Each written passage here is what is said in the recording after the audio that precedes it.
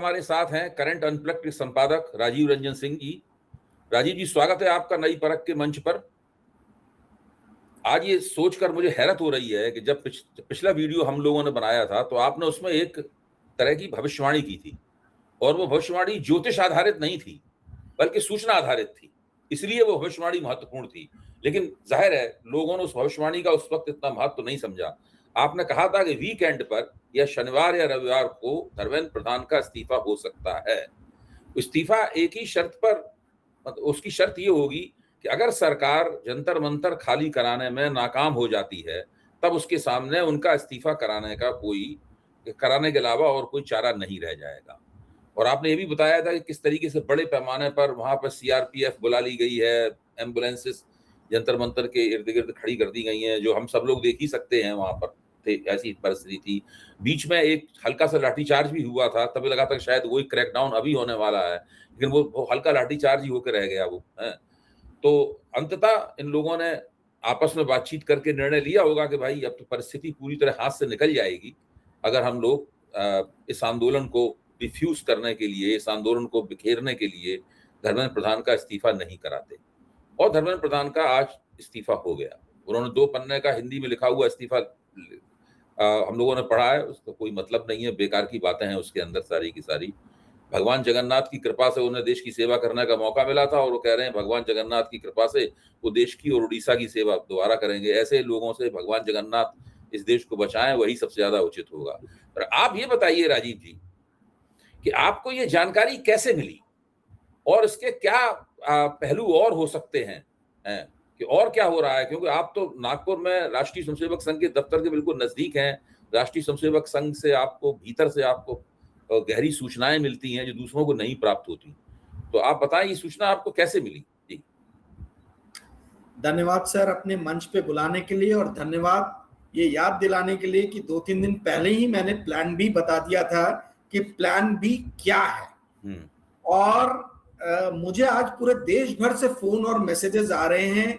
बहुत सारे लोगों ने शायद वो वीडियो देखा था और सब मुझे बधाई दे रहे हैं कि आपने 2 दिन पहले कैसे ये बोल दिया था। कोई भी इस सरकार में इस्तीफा 12 साल में आज तक कभी किसी ने दिया नहीं इस तरीके से जैसे धर्मेंद्र प्रधान का इस्तीफा हुआ।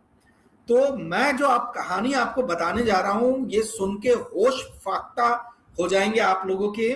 ये वास्तविक कहानी है। आपने चूंकि पूछा कि मुझे इंफॉर्मेशन मिली कैसे, ऑफ कोर्स मैं सोर्स का नाम रिवील नहीं कर सकता हूं क्योंकि ये आज के नहीं बहुत सालों के कल्टीवेट किए हुए मेरे स्रोत हैं, तो इनको किसी भी तरीके से खतरे में मुझे नहीं डालना है। परंतु मुख्यतः 2 बातें जो मैं आपको बताने वाला हूं जिसको सुन के आप भी भौचक्के और आश्चर्यचकित रह जाएंगे। इस न्यूज के पहले मैंने ये न्यूज बताया था कि पश्चिम बंगाल से 3,500 सीआरपीएफ के नौजवान और 1,500 जवान सीआरपीएफ के जम्मू कश्मीर से दिल्ली बुलाए गए, और वो भी एक दिन बाद जो है बाकी सब मीडिया ने दिखाना चालू किया। देखिए अभय जी, 2 घटनाएं हुई। एक तो ये कि सीआरपीएफ के अंदर में सुगबुगाहट थी। बहुत सारे आला अधिकारियों ने, जवानों ने कह दिया था कि हम अपने लोगों के ऊपर में गोली नहीं चलाएंगे, हम लाठीचार्ज नहीं करेंगे, हम खुद खड़े हो जाएंगे आपको बचाने के लिए। नेताओं को हमारे ऊपर से जो है आंदोलनकारी हमारे ऊपर से चले जाएं, हमारी शहादत हम दे देंगे, पर हम अपने लोगों के ऊपर में लाठियां नहीं बरसाएंगे, गोली नहीं चलाएंगे। तो जिन लोगों को लेके ये आए थे अपनी सुरक्षा के लिए, देखिए जो भी नेता कर्मचारी ये सब जितने भी हैं, जितने भी नेता हैं, ये तो अपनी रक्षा के लिए ये फोर्सेस पे डिपेंडेंट है। और जो जनता का आक्रोश और गुस्सा था उसको देख के मतलब ये नेताओं के होश उड़ गए थे और ये इनके ऊपर में बैंक कर रही थी। और जब इनको समझ में आया कि ये फोर्सेस हमारे ऊपर गोली, मतलब जो आंदोलनकारी उन पर गोलियां चलाने से सीधा हाथ खड़ा कर दिया उन लोगों ने कि नहीं करेंगे। दिल्ली पुलिस की बदनामी सीआरपीएफ देख चुकी थी। जिस तरीके से छिया लेदर दिल्ली पुलिस का हुआ था, रैपिड एक्शन फोर्स का हुआ था, सीआरपीएफ किसी भी तरीके से ये तोहमत अपने सर पे लेने के लिए तैयार नहीं थी। एक चीज जो ये हुई, ये किसी को नहीं पता है, एकदम आपको मैं बहुत अंदर की जानकारी दे रहा हूं जो किसी को जानकारी नहीं है। ये जब आरएसएस के और भाजपा के आला नेताओं को पता चला तो इनके होश उड़ गए। ये डर के साए में है, भय के साए में है। ये अभी तक अपोजिशन समझ नहीं पाया है, लोग समझ नहीं पाए, पत्रकार समझ नहीं पाए। ये अपनी जान बचाने के लिए भय के साए में है। और जिस तरीके से कई कार्यकर्ताओं की पिटाई हो रही है भाजपा के और इधर उधर पूरे भारतवर्ष में, पहली बार नरेंद्र मोदी डर गए हैं, अंदर से डर गए हैं, घबरा गए। रात में 11:30 बजे रील बनाना जो है वो उसी का नमूना है। एक चीज तो ये हुई, इसमें बहुत कुछ सीआरपीएफ को आई सैल्यूट देम, उनका बहुत बड़ा योगदान है।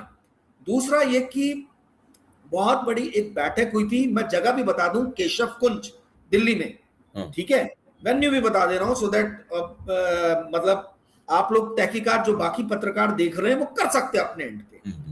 उसमें यह तय हुआ था कि भाई अगर नहीं आंदोलनकारियों को हटा पाए, पहली बात तो इस्तीफा नहीं देना चाहिए ये बोला था इन्होंने, पर अगर नहीं हटा पाए और जनता का गुस्सा ऐसा बरकरार रहा, ठीक है, और सीआरपीएफ ने हाथ ऊपर कर दिए, तो हमारे पास में कोई दूसरा चारा नहीं है, कोई दूसरा ऑप्शन नहीं है।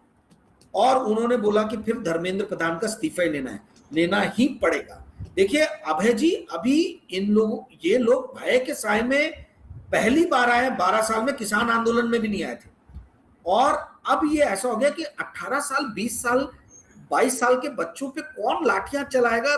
मतलब वो ठीक है, पहले दिन दिल्ली पुलिस ने कर दिया, पर दिल्ली पुलिस की जो पूरे देश में बदनामी हुई है, जिस तरीके से उनको सवालों के कटघरों में रखा गया है, जिस तरीके से उनके ऑफिसर्स को जो महिलाओं पे हाथ उठा रहे हैं उनका नाम जो है सोशल मीडिया पे बताया जा रहा है, उन्हें चिन्हित किया जा रहा है, तो सब अब ये ऑफिसर लोग अपनी जान के लिए जो है ये घबराए हुए हैं। गलत काम तो कर दिया इन्होंने, अब गलत काम कर दिया तो कैसे मतलब अपने आप को बचाएंगे।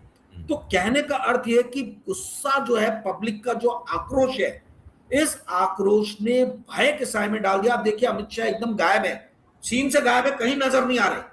दिल्ली पुलिस पूरी अमित शाह के अधीन है। दिल्ली पुलिस बिना अमित शाह के आदेश दिए हुए कुछ कर नहीं सकती है। कल अभय जी बहुत बड़ी यहाँ पे रैली हुई थी नागपुर में, मैं खुद गया था, आपको मैं भी व्हाट्सएप करूंगा फोटो। वहां मैं जाके सिर्फ बाहर से मैंने देखा कैसा क्या हो रहा है, बच्चों से बात किया, लोगों से बात किया। एनएसयूआई ने ऑर्गेनाइज किया था, पर सब एनएसयूआई के कार्यकर्ता नहीं थे, बहुत सारे छोटे छोटे बच्चे थे। और आप यकीन नहीं करेंगे, उनका ये कहना था कि राहुल गांधी ने बहुत बड़ी गलती की है, ये बोलते कि प्रधानमंत्री जो है वो माफी मांगे, जो तीसरी उनकी डिमांड है। बोले ये तो निर्लज्ज व्यक्ति है, हमेशा रोता रहता है, तो माफी भी मांग लेगा, इसमें कौन सी बड़ी बात है, अपनी कुर्सी बचाने के लिए माफी मांग लेगा। तो ये बच्चे बोल रहे हैं, आप सोचिए। तो मेरा ये कहना है, मतलब बच्चे बोल रहे हैं कि एक निर्लज्ज व्यक्ति जो हमेशा रोता रहता है, उससे लीडर ऑफ ऑपोजिशन क्यों डिमांड कर रहा है कि आप सिर्फ इस्तीफा या आप जो है सिर्फ माफी मांगे, इस्तीफे की डिमांड क्यों नहीं कर रहा है। और उस पर बच्चे गुस्से में थे। मुझे ऐसा लगता है, देखिए मुझे मालूम नहीं राहुल गांधी किस टाइप के लोग हैं, कभी कभी तो मुझे उन पे भी शक होता है, ये मतलब किस तरीके के उनको ये जो है सजेशन देते हैं। पर राहुल गांधी किसी भी तरीके से बिना इस्तीफा लिए हुए प्रधानमंत्री मोदी के यदि मान जाते हैं, तो राहुल गांधी की अपनी रेपुटेशन जो है वो पूरी धरती में चली, मतलब खुद जाएगी। ये मैंने खुद कल जाके वहां आंदोलन में ये चीज महसूस किया, जब देश का बच्चा ये बोलने लगे, माँ मैं आ गया सबका बदला लेके। प्रधानमंत्री का और लीडर ऑफ अपोजिशन इस्तीफा क्यों नहीं मांग रहा, तब आप समझ का और लीडर ऑफ अपोजिशन इस्तीफा क्यों नहीं मांग रहा, तब आप समझ जाइए कि कहीं ना कहीं पूरे इस पॉलिटिकल सिस्टम के ऊपर में, ऑपोजिशन और रूलिंग पार्टी के ऊपर में क्वेश्चन मार्क इस देश की जनता उठा रही है। तो ये अभी ये मेरी समझ जो है, पॉलिटिकल समझ, ये राइट टाइम है कांग्रेस को बिछ जाए, मर जाए, कुछ भी हो जाए, पर बिना प्रधानमंत्री का इस्तीफा लिए हुए ये माने नहीं। जी अभय जी। तो आपका कहने का मतलब ये है, एक तरह से आपका सुझाव भी है, विश्लेषण भी है, कि अब इस आंदोलन को एक नए मुकाम पर पहुंचना चाहिए और उसे, धर्मेंद्र प्रधान का इस्तीफा हो चुका है, अब उसे प्रधानमंत्री से माफी मंगवाने की बजाय उनके इस्तीफे की मांग करनी चाहिए। राहुल गांधी ने पीएमओ के सामने धरना देते हुए ये कहा भी था, उसको भी याद कर लेना जरूरी है। उन्होंने कहा था कि बच्चों को धर्मेंद्र प्रधान का इस्तीफा तो होना ही चाहिए, लेकिन बच्चों को धर्मेंद्र प्रधान ने नहीं पिटवाया है, वो अमित शाह की पुलिस ने पिटवाया है। तो अमित शाह का इस्तीफा होना चाहिए, और चूंकि अमित शाह नरेंद्र मोदी को रिपोर्ट करते हैं, इसलिए नरेंद्र मोदी का इस्तीफा होना चाहिए। ये राहुल गांधी के ही शब्द हैं बिल्कुल, जो उन्होंने अंग्रेजी में बोले थे। तो राहुल गांधी एक बार इस बात को कह चुके हैं, उनके लिए बहुत आसान है दोबारा नरेंद्र मोदी का इस्तीफा मांग लेना, कोई ऐसी मुश्किल बात नहीं है। और ये काम राहुल गांधी बड़ी खुशी से करेंगे, नरेंद्र मोदी का इस्तीफा मांगना, उनको उसकी कोई तकलीफ नहीं होगी, बहुत आसान बात है उनके लिए, उन्हें अच्छा भी लगेगा ये काम करते हुए।